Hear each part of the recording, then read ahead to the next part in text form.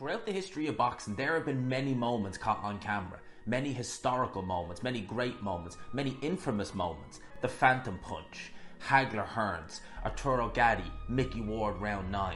All of which you can go back and rewatch. However, there are many moments in boxing. There are many face-offs. There are many fights. There are many incidents that you can only read about online. A lot of the footage, many of which have been recorded, has never actually seen the light of day or has been lost to time. And in this video, we're going to look at 3 pieces of boxing's lost media. When you think of the light heavyweight division, when you think of big destructive punchers in the light heavyweight division, when you think of dominant champions, you have to think of Sergei the Crusher Kovalev. And in his prime, he tore through the light heavyweight division. Nathan Cleverly, Bernard Hopkins, Jean Pascal, amongst others, all stepped in the ring with Sergei Kovalev, and they were all beaten comprehensively. Many people rated Sergei Kovalev on their pound-for-pound lists. Many people felt that he beat Andre Ward in their first fight and that he should have a win over Son of God, Andre Ward. Not many people realised, though, that when Sergei Kovalev was very early in his pro career, actually in his 10th pro fight, Saturday, October the 9th, 2010, in Atlanta, Georgia, he would enter the ring against well-known journeyman on the American scene, Darnell Boon. Darnell Boon had gained a little bit of a reputation as being a journeyman who, if you're not switched on, could cause you some problems. He famously knocked out Adonis Stevenson.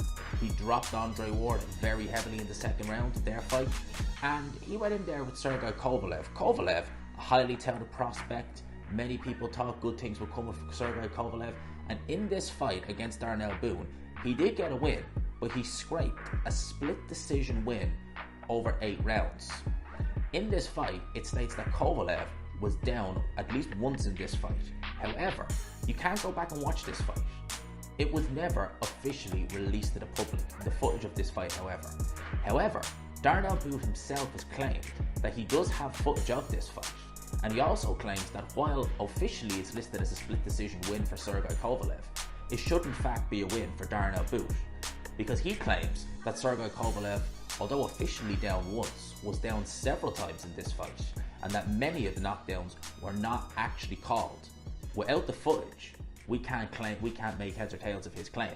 We don't know, is it true, is it not true?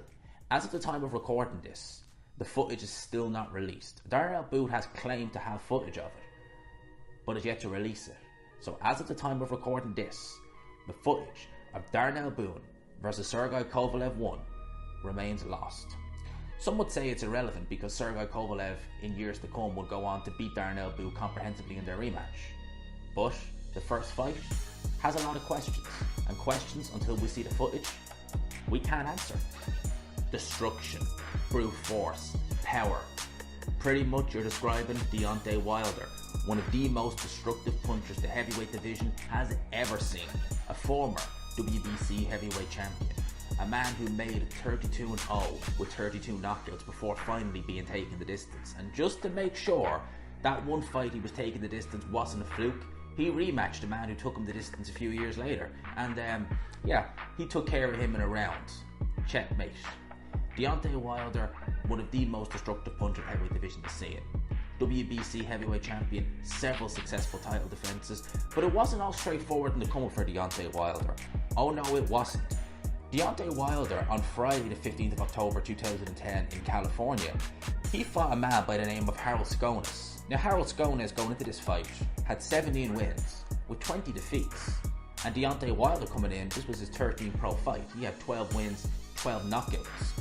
You would think that this was a fairly routine win for Deontay Wilder, and while on paper it says a 4th round TKO win for Deontay Wilder, with Harold Scones down respectively 4 times, you'll also notice that Deontay Wilder on the list here says that he was down once.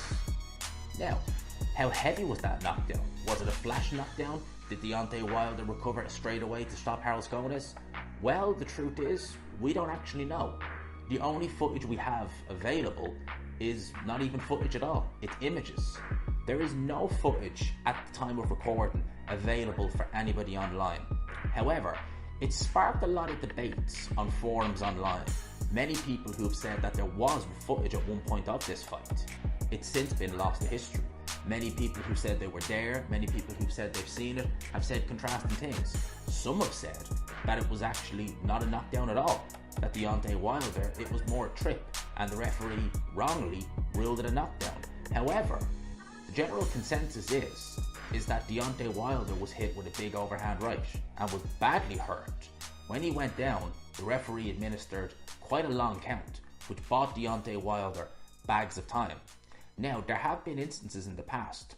Deontay Wilder's little brother Marcellus, when he suffered his first loss on the undercard of Keith Thurman and Josecito Lopez, footage of that fight was immediately scrapped from the internet. No one could find it. I wonder, did it happen to his older brother Deontay? At the time of recording this is lost footage. There's no rumours of anyone having footage of this fight, and it's unlikely we'll ever see it. Some even doubt the validity that the footage even exists at all, and many people are just going by what they seen on fight night in the arena. Either way, this remains lost boxing footage. Anthony Joshua, one of the biggest stars of boxing in the last 15 years. When he was in his peak in terms of popularity, he had it all. He could choose any opponent he wanted. It would have sold out arenas. It would have sold out stadiums. It would have got the whole 9 yards with all the media publicity. Everything. He wanted to make his debut in America. He had cracked the UK. He had done Wembley Stadium. He had done unifications. He'd done pay-per-views. But he wanted to go across the pond and take over the States. And he needed a dance partner to do that with. He needed the right opponent. He was going to be fighting Madison Square Garden, one of the most famous arenas in the world. And he needed a big, trash-talking, loudmouth. And he looked no further than Jarrell Big Farmer Miller. Now, the fight never actually took place. Jarrell Big Farmer Miller, living up to his nickname, failed multiple PED tests. But before the fight was cancelled, Joshua and Miller filmed the face-off on Sky Sports. Johnny Nelson there, looking at both guys, talking to both guys, and it seemed from the clips we seen in the trailers like there was a lot of things being said, that there was a fiery face-off, and it could have really been one for the ages. Now, Anthony Joshua still claims to this day to have the footage of that face-off, but for some strange and bizarre reason, it's never actually been revealed. Some people actually speculate that there was allegations made by both men of PED uses. Until we see the footage, we'll have to chalk this one up as boxing lost media. Unlike some of the other boxing lost media that we talk about, this one, we know there's footage of it. We know Anthony Joshua has it. And 5 years later, even if he was to release it, many people would still be very interested to see what was actually said. And many people also would be very interested to know why it's taken so long for them to release this footage. Either way, as of the time of recording this remains a piece of boxing lost media. So that concludes episode 1 of Boxing Lost Media. Let me know in the comment section other examples of boxing lost media you'd like me to talk about, you'd like me to cover in an upcoming episode. Because these are only 3. There are plenty more examples throughout the course of boxing of famous moments that could define a fighter's career that have now been lost to time. Let me know your thoughts in the comments. Hit that subscribe button, smash that like button, and until next time, people, have a good one.